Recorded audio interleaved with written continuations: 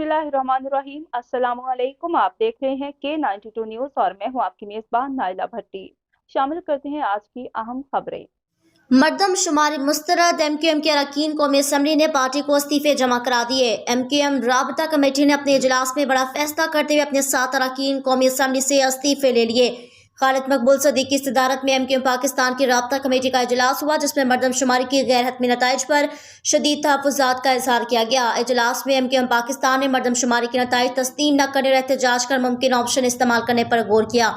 ज़राए के मुताबिक अरकान राबता कमेटी ने वफाकी हुकूमत से सख्त एहतजाज का मशवरा दिया, जबकि इस सिलसिले में पार्लियामेंट्रियन से भी मशावरत करने का फैसला किया गया। इजलास में राबता कमेटी को बताया गया कि एमक्यूएम अरकान मर्दमशुमारी के हवाले से वज़ीर आज़म और वफाकी वज़रा से हुई मुलाकातों और नताइज से मुत्तमईन नहीं है।